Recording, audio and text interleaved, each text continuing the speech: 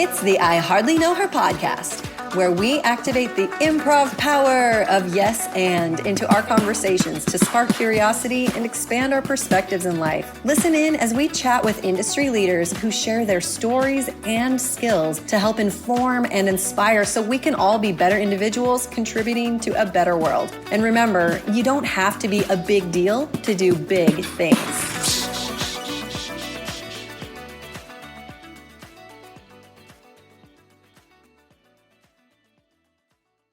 Welcome back to another episode of the I Hardly Know Her podcast, my friends. Glad to have you here. I'm excited about today's guest because I've actually gotten to work with her in a couple of different capacities and see her shine doing the work that a lot of us need to do to start making our dreams come true. She's not one that just sits around and waits for opportunities. She creates opportunities. Sarah Brewer is the owner of Sarah B Productions. She's a portrait photographer who loves to capture photos that make people feel like themselves. If you're anything like me, you know the value of that. Sometimes I get photos of myself and I'm like, what? Did I look like that? Yikes. And so I can attest that she really is incredible at photography, and she loves creating events that foster human connection. She believes that creating spaces where people belong is a fundamental element to making them feel loved. There's more information about her really excellent history, including she's been like the BNI President of a local chapter. She also hosted a women's group of Business Bubbly. So make sure you check out all the show notes and look at the links to be able to connect with Sarah. And we'll jump right in. So welcome to the show, Sarah. So excited to have you here. Thank you, Megan. I'm pumped to be here. I'm ready for what we're about to do today. Awesome. Well, I remember when we first met, and I always kind of forget who connects us, but I do remember some mutual connection had us get together once. And I just loved your energy from the start because you are hungry for information and seeing how you can put it into action. And we had a little lunchtime conversation about putting on events and how to get the community that we live in kind of collaborating more. So like, tell us a little bit about like what draws you in to creating events. Like, what do you love about not only the events, but then also we'll talk about like your photography, like really helping to showcase people to make them feel like they can show up as the best person that they really already are. I love that question. So my history with events actually goes way back in college. I was a sisterhood chair of my sorority. And so my goal was to create community within the chapter, to get ladies together. And so that was just my first taste. And then I was so much younger. So I was kind of like, yeah, this is cool. I didn't really care. But now, what I really have driving my events is just a place where people like get to know really other awesome people. Just because when I put them on, people are like, oh my God, like I made a friend with that person. And now like we get to go do things that we have our common interests. So I love just being able to bring different people from different areas and showcase that we can all like connect and we could find someone that we can really, make as a friend later on. So it's just really about making it so people get to know other people that are awesome. Yeah, I love it. Hey, I think it's really a cool feeling too to put on an event and watch other people hitting it off and watching them light up and almost like the posture change because they are feeling like, oh, these are my people. I'm feeling confident. It's like the yummiest feeling of all. So how or when did it transition into like adding in photography, or was that like just another passion that you stumbled upon? Tell us how that all happened. So photography is something like I've been taking photos since I was 10 years old. I got my first film camera from my dad, and I lived in Washington at the time growing up. And so I take a picture of like the trees or like a deer in the forest and just really loved how beautiful everything was and just the lighting. And so after college, I was, kind of dabbling in some different jobs. And then a friend of mine was like, hey, I do real estate photography. And I grew up loving HGTV. So I was like, I want to take photos of home. I love houses. So got that job professionally doing photos and got really burnt out, honestly, in that industry. And so I started dabbling in portrait photography and kind of a lot more. So I wasn't just focused on one thing just because I love like people. And so that's why I really wanted to switch over into that. So kind of was like my path led me back to a childhood, passion. I love it. Well, that seems very fitting because in present day, you seem to be really entering this cool new season too of bringing everything that you've experienced from your childhood, the good, the bad, and everything in between. And at a younger age, having such a huge amount of self-awareness and helping other people see how much power there is in really understanding and owning our own story and doing something productive with it. So I guess that's kind of like maybe the newer layer, although you were already doing it. Like when you hosted these events, you spoke at them, right? You like Yes. probably did intros, and I know you brought in other guest speakers, things that you felt like were really important topics to you, which also means they're going to be important topics to other people. Do you love the speaking part of it? Is this something that's scary that you feel like you need to do? Is it a little both? Like where's your head at with this kind of newest season of being like, oh, I have a voice that I get to use now? I feel when I think about doing the act of speaking, I'm not scared anymore. I Cool. went to school, studied communication, so I've had like 6 years of public speaking, and being a part of like BNI and being the president and running the room and like being on time, and especially with the women's group, it just made it more conversational, which I think is obviously the biggest part about speaking. Mhm. So now the fact that I get to do is show my message, maybe that's where it starts to get a little scary, is because, ooh, I'm sharing with people like my stuff that I've been through. And I have to remind myself, like, hey, like this is real. I got to own it. I'm confident in it because I want other people to feel that way. So I'm actually really excited. I really feel like it's my calling because every time I go and speak, I just honestly, it's like an out of body experience. Mm. And I just have a way of captivating people that I feel like is a skill that I can't lose. So I'm really excited to keep practicing it. Oh, I totally just got chills. I love that you wiggled in there two very subtle words where you own it. And I want to kind of dive into that too. Like sometimes when we share stories or when I hear people share stories, it's not always from that really centered space of accountability. It can sort of be like, these are things that happened to me or these circumstances, out of my control. And there is sort of sometimes an energy that is not able to draw people in. It can kind of be jarring for people. And I think the biggest factor is whether or not people know not only how to own it, but really Mm. activate that. Do you remember a time or like how that came to pass, or if you just naturally started to feel like this is just what's true for me? Like, did you actively need to take ownership, or did you sort of feel like that was something that came natural to you? Definitely did not come natural. Are you saying in the sense of just owning it and speaking, or just owning it as like who I am? Probably both. I mean, maybe let's do, yeah, both of them because they're probably two different things. Sometimes, Yes. I would think there probably is a disconnect or a separation, but yeah, Mhm. especially if there is a difference in that, I would love to hear what that feels like for you or what that process was. I feel owning it for me actually came after my like first love breakup, my little heartbreak. I found power within myself and like owning who I was, because after that relationship ended, I realized that I did everything to be accepted by that person. I worked out to look good for them. I got my lashes done to look good for them, like all the bells and whistles. And after that breakup, when I was so depressed and just so sad, because I was like, I don't have this person, so I have nothing left. And that went on for a little bit. And I had a moment where I sat there and I was like, why should I allow like this to ruin my life? Like it's over. I have to move on from this. And I think relationships really teach us a lot about, what's the role of that other person, and Mm. how can I still like stick to who I am and work through this, for me. And so that's where I grew into my energy, where I said, I'm never gonna live or do or be anything for anybody else other than myself. So Mm. that was huge for owning who I am, and that heartbreak and being transformed by it, and owning it in regards to speaking. I feel came when I got nominated for BNI President, because Mm. BNI, it's mostly older people. You're expecting to see business owners anywhere from like 35 to 50. So they're well seasoned, they've been doing this for a while. And when I, as a 24-year-old, got nominated to be in front of the room and leading a chapter of 40 people, Mm. I had to, I couldn't hear the voices that people were like, "Ooh, why did you get nominated? You don't deserve that spot." And I had to be like, no, like I'm here and I'm gonna show you that I can lead this and I'm gonna do it right. So you just have to kind of ignore maybe the other voices that are telling you you can't do this. And you have to be like, no, like this is who I am. And I'm going to show up as that person.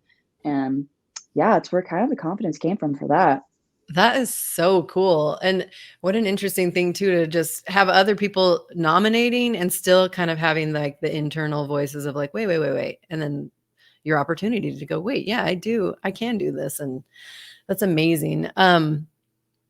When you are speaking now, so like, where are you wanting to take your story? You're like realizing that there's this huge capacity to serve other people and show them what you've learned so far. What is it that excites you about that? Like, where do you envision taking your storytelling from here? It's a good question. I feel that I've gone through the things that I have to really help people in a healthy way go through those hard things.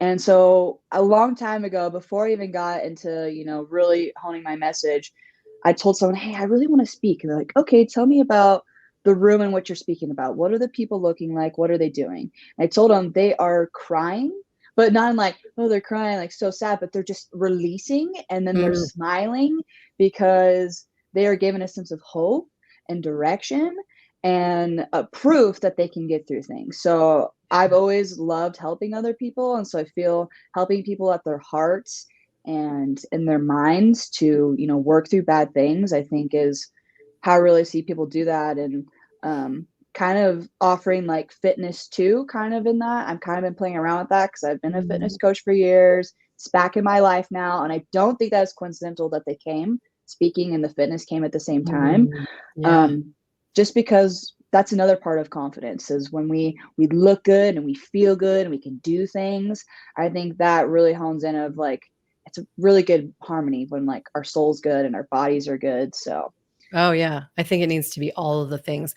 And one of the things that I love about your message too is that you really spend some time helping people understand the difference between the actual brain function and our mind function.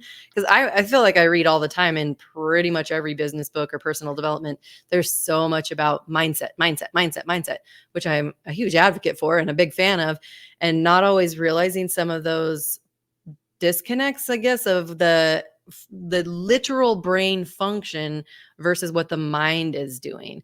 So I would love for you to give a little taste to the listeners of what you've learned about or I mean there's a lot, but like what are some of the things that if people are just kind of starting to really wake up to their own experience and they want to feel like they're in more control, starting in that mindset space, what are some of those things that they could really start leaning into maybe even today, maybe not, even if they pause this and they want to take action and understand like, okay, here's how I can tell when it's my mind doing something versus my brain function.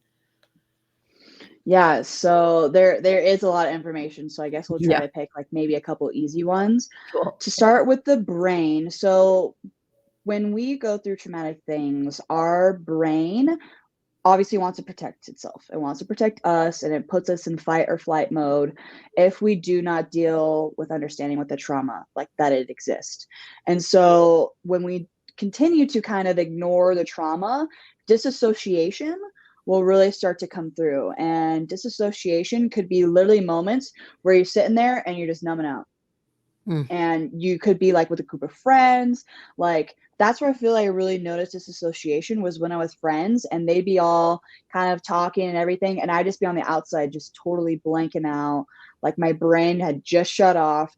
And so when we start to notice that we're drawing away or like kind of leaving the space that we're in, it's a good thing to practice tapping. Some Mm. people may be familiar with tapping, and even if you think, oh, that's weird, I don't want to tap in front of my friends, but it's a simple process. Like just be able to like start up here, the little points right here, because these are points where our body, start to bring awareness to it. It usually starts with the forehead, our temple, our nose, our chest, and then our heart. And so that for me was like, ooh, here's a mind brain connection. Cause like my brain is like, ooh, I'm tapping. And then I'm like, oh, I'm calming down. And then when we finish at the heart, that's when we could take a breath and be able Mm. to bring our brain back to like what's really happening. So the present moment.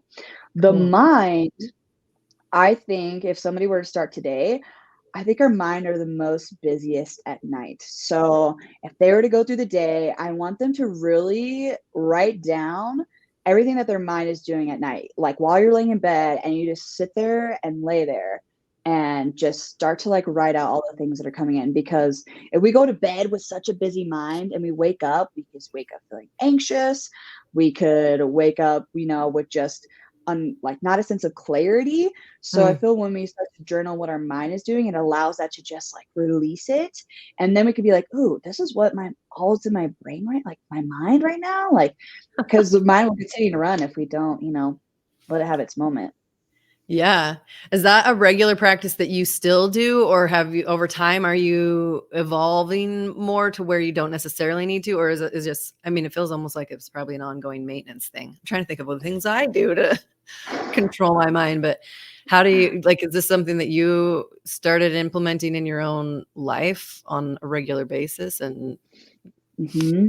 being able Yes. to? So people who may even have ADHD could really have a busy brain. That's what I deal with. And even last night, both like especially when I need to go to bed early, that's when my brain's like, "Hello, let's think about every little thing." Right. And it's not necessarily an every night thing, but it's something that I feel like is good just to practice because you're journaling. You could take it even further, and maybe you could write out something like, "Ooh, I love that my mind's thinking about this. How could I go further and journal out like maybe how this makes me Mhm. feel, or how I can solve this problem?" And then the next day, maybe you can organize all the things your mind is thinking about, and then you can kind of hit it. So Mm. that just gives your brain enough time to like practice. Like, okay, we don't have to be so busy anymore because now we're being intentional with what we need to do. And yeah, I think it just brings really a good awareness to what we're thinking and feeling every day. Yeah, I love it. I guess I haven't really specifically thought about it that way of just emptying out the busy clutter in my mind. I sometimes am more in a panic of like, oh my gosh, I'm thinking of all these things I need to do. And so writing down like, so I know I'm not gonna forget, it becomes a little bit of a safety net, Mhm. but I mean, it's doing both. It's helping to make sure that I'm not forgetting things and it is clearing my mind. I just never really thought about it that direction. And kind of calling back to your tapping part, I Mhm. mean, there's probably science around that too. I've heard about tapping and I've really not done it a lot, personally. Talk to me about that more. Is like, it's probably taking away the attention of wherever our brain, or that, but as you were saying, like a disconnect, right? So something that simple, it's giving our brain something to focus on. I suspect Mhm. is exactly what the mechanics must be behind that. What are Yes. the what other things do we know about that? Where did that even come from? How did someone even come up with this? Do you know?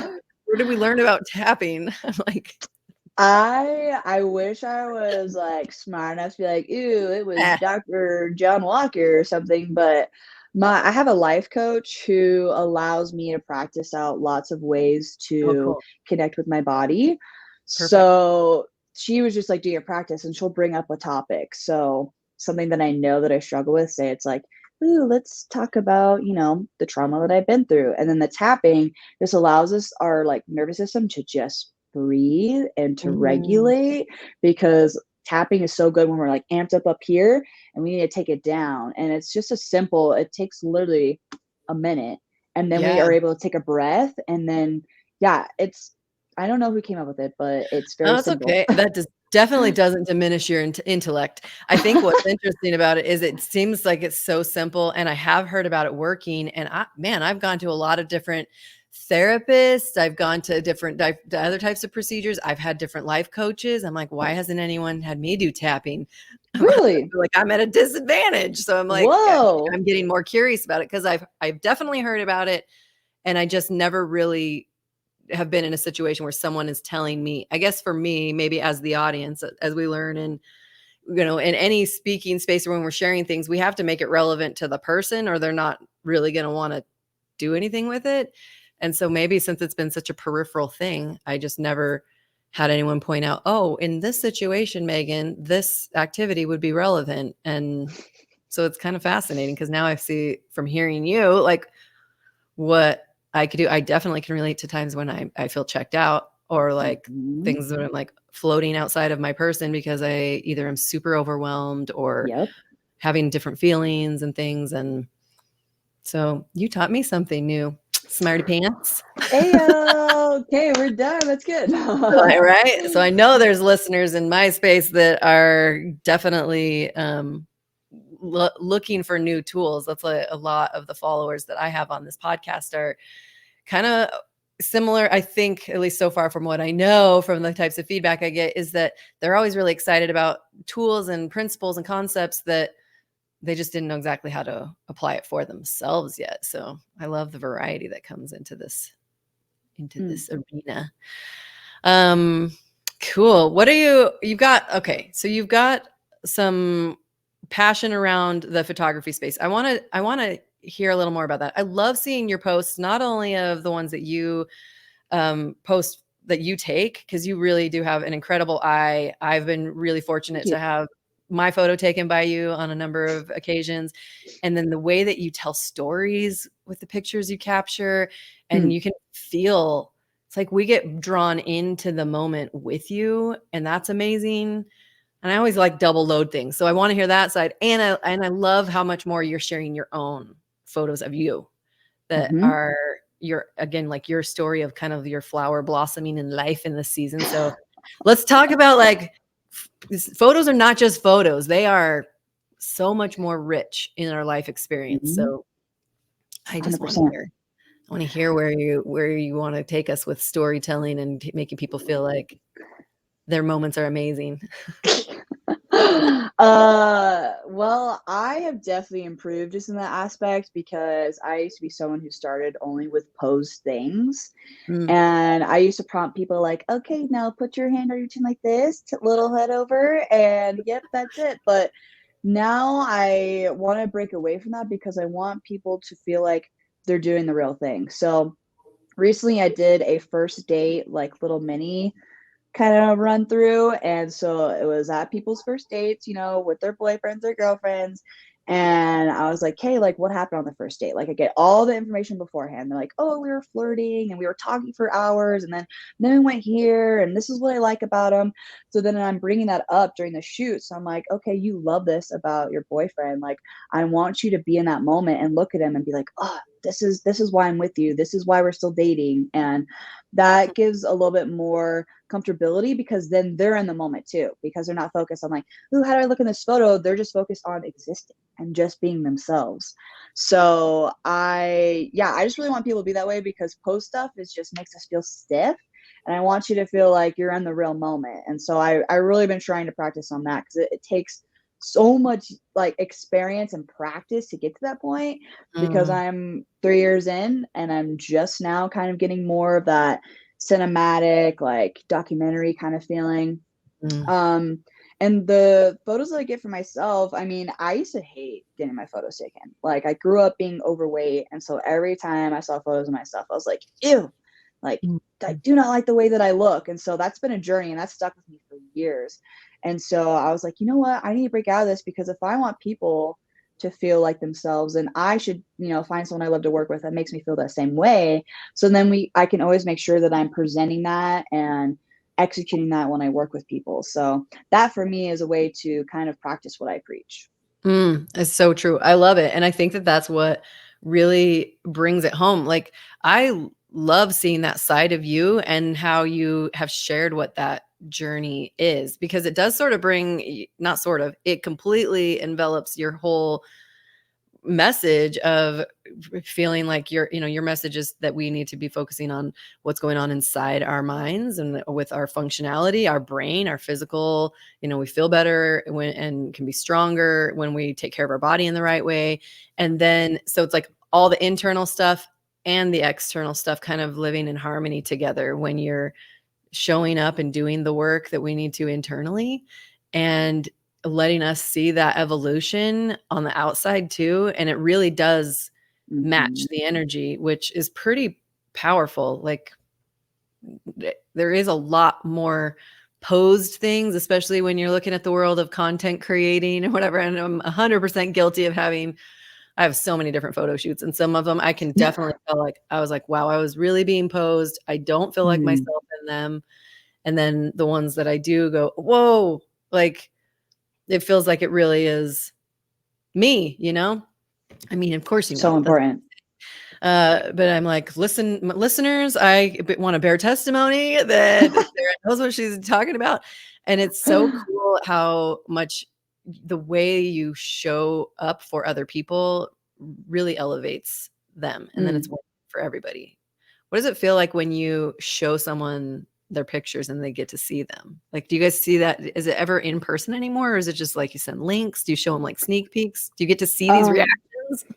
I don't get to see them, sadly. I get to see them after, like, while I'm during the shoot, Yeah. I'll take it, and honestly, it's the best moment because someone would be like, "That's me?" And I'm like, "Yeah, that's you. What you mean? Why are you surprised?" And they're like, "I didn't know I looked like that." And then to see them change, because most of the time people are like, they start out and they're like, "I'm really nervous. I hate my photo being taken." I'm like, "Yeah, I got you. I know exactly how you're feeling." And I just get Mhm. their mind off of it. And then once I see them like open up and then they're getting to the poses, then I'm like, "Dang, girl, like I'm gonna tell you nothing. You're like doing all the angles and things yourself." So that's really cool to see people open up and just be themselves and not care about what they look like, because we can get in that mindset, be like, "Oh my God, I know my hair isn't great today. My makeup could have been better."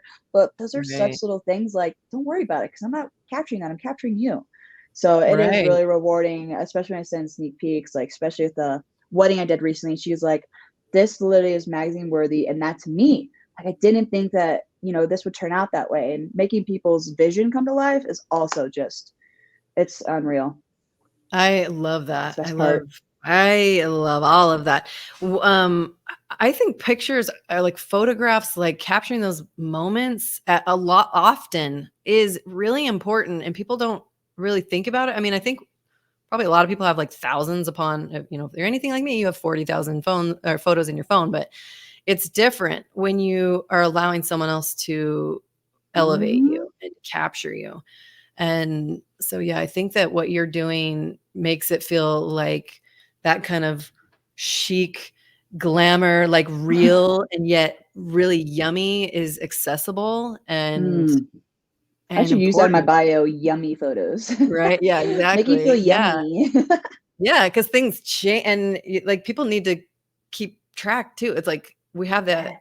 ability to have these really cool timelines created, and Mhm. some of my favorite photos of myself actually are like I look tired, like some of my event photos and stuff. I can see what's really happening, and I feel like really proud when I look at the things where I'm like, "Oh, I remember what was going on during that, and I still showed up," and, I'm not as, like, critical on things Mhm. or whatever, but I think it's kinda cool to have those timestamps in our lives, so I strongly encourage people, even if you freaking hate getting your photos taken, Which is you will. 90% of people. Right. I think people would regret not having them later, something to look back on. Um Yep. Okay, so then the real times type of stuff, when you do get to see that transformation, I bet you do get this one now when you're speaking more often and you've been hosting events for a while. So this part's not really new to you. When you share your stories or your insights, that brings people alive right in the moment sometimes. Like, do you ever notice that, like when you're on stage or you see I know you shared with me the other day when you were doing a speaking engagement, like you kind of locked eyes with someone in a moment and then you're like, ah, like talk to me then about like because you are seeing that in real time when you're sharing stories and you're connecting in that way. So let's flip over to that. What's it like for you to watch what Mm. unfolds for other people when you're speaking? I think what I'm unlocking is the opportunity to let that person know that they are seen. Mm, That's why I got so interested in that women's group, is because it was about letting people, or not people, but women feel seen and heard. And mm, I think that people who deal with maybe not so good backgrounds or not good upbringings, they never were allowed to be seen or heard by maybe their family, their siblings. And so when I did my practice speech and I looked at that woman, like I could see her eyes glistening. And I felt like I was telling her, like, I see you, like, maybe my story isn't exactly like yours, but I know that you've been through something hard. You've had to work past it. And that just is the deepest connection I feel you could have someone, is understanding where they come from and Mm, seeing them for how they are in that exact moment. Because like I said, not everybody gets to feel accepted or, encouraged that, yes, you are doing something hard and you're going to get through it. So I think for yeah. me, that is just such a good change that I feel like could make people, not necessarily go and I don't want to say do bad things, but that they do things that aren't like aligned with who they really are. Like if they could Mm, work on those things and not get caught up in how this affected them in a negative way and be like, oh, yes, this happened to me, but how can I transform and make it a positive thing now? So I think yeah. me sharing that with people and how they can do that, I think is going to be hopefully life changing for some people to Yeah. look Oh, to. are you finding after those types of events, whenever you share, like people coming up to you and kind of giving you a little bit of information after, like the whispers of little stories or the sighs of Mm. relief? Like, what's that like on the end? I guess the tail end of events is a lot of times that's sort of when you get the good stuff. You've uncorked it. So is that Yep. something that you're experiencing? Yeah, like I'm sure that must be happening, but I'd love to hear like what does that feel like when people are opening up to you from something that you Mm. shared?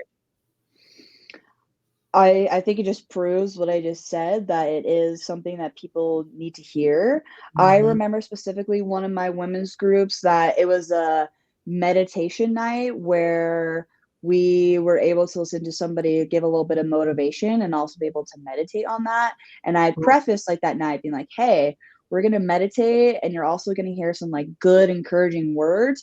But the purpose of it is because lots of us are hustling and it's the end of the year, and I want you to realize that you need to take time to slow down, to Yeah. be present, to be with your mind and body. And afterwards, when we're like, I've never meditated before this, and I Mhm. never knew that I could just shut off. And when I shut off, and I woke, like, kind of came out of the meditation, I felt like, wow, I'm really pushing myself hard in this way. I'm not giving myself grace in this way. And I think it just allows people to be aware of where they're pushing themselves too hard, where they're not loving themselves enough. And I think that's the biggest key, is to show people they should be showing themselves more love, because we can Mm, have other people love us, we can have our significant other love us, but the biggest love is the one that we give to ourselves. And I think mhm. that's what I hear from people, is like, wow, I'm gonna take this away and be more kind to myself after this. I'm gonna rest when my body wants to rest. And so I think it just opens up, like, you don't have to work hard and take what happened to you into like okay, I'm gonna overcome this with like grit and all this, like motivation. I'm just gonna take it on a kinder, side of things. So Yeah. that's really cool to know that people know now that they could be easier on themselves. I love that. Oh, that's such a beautiful thing. When I think when people sometimes step into the speaking space, there's two different energies, and sometimes it's that people want to just share their story and they want all the spotlight on them. They want to make a lot of money. They want it to be all about them. And those are not the speakers who are going to make the kind of impact as the other half of the speakers, who really are like, I've been through this thing. It's a little scary, but I'm going to still share this thing. And then it is a gift to whoever is ready to listen. Some people, it can shake them up a little if they haven't started doing some of their work on their own.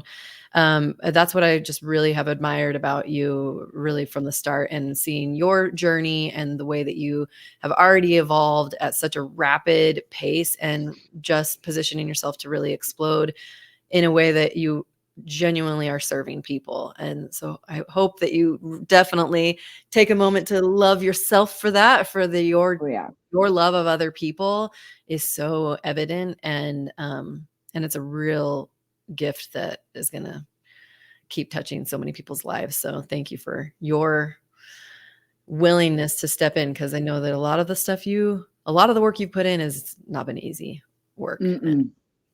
I want to have you I on know. again in like another 6 or 12 months to be like, now where is she now? Let's see what's unfolded, because it really is Mm, amazing the momentum that you have going. And I just love how much your ideas are like centered on how can I give gifts to other people? Like, it's amazing. that's I don't within know. themselves too. Like, it's Right? almost like I'm allowing people like, "Hey, you have it in you. I'm Yeah, just showing you how to activate it," you know? totally. Yeah. You really have a natural gift for that in so many cool ways. Thank And you. I think it is just magical. And so I highly encourage all of you listeners to check out Sarah, and you'll have all the different options of where you can follow her. Get it, book a session, fly here. It's not often I get to interview people here that live in my own community. We're in the Mm, Boise, Idaho area. Flights are very affordable, and we have a beautiful, all sorts of beautiful landscape options and things for mhm. the best photography. So book your flights here and get your photos and come Yeah, attend Sarah's events. let's have Um, fun. yeah, this has been super fun to just give a peek to the world of what you are working on and to share your light with others. I really appreciate you taking the time to join me on the podcast.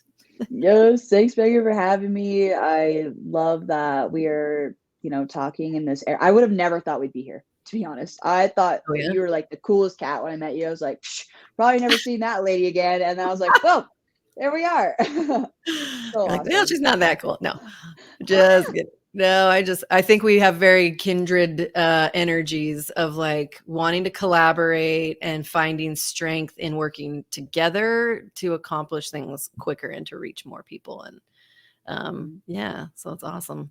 And unfortunately, what people don't know is if people step into my space and I like their energy, they really don't have an option to to leave. So joke's on you. Okay, I'm in now, huh? I'm in the Megan cult. I love it. I'm I committed. love it too. Well, it's been so fun. I really do want to have you on again. Thank you everyone for listening. And Sarah, Yeah, I just am really excited to see what continues to unfold for you, and really, thank really, you. yeah, very grateful for you taking the time. Thanks for joining me. Thanks for having me. Thanks for tuning in to the I Hardly Know Her podcast. For information about leadership workshops, public speaker training, and all things kooky Megan, check out improvteamculture.com. We'll catch you next time.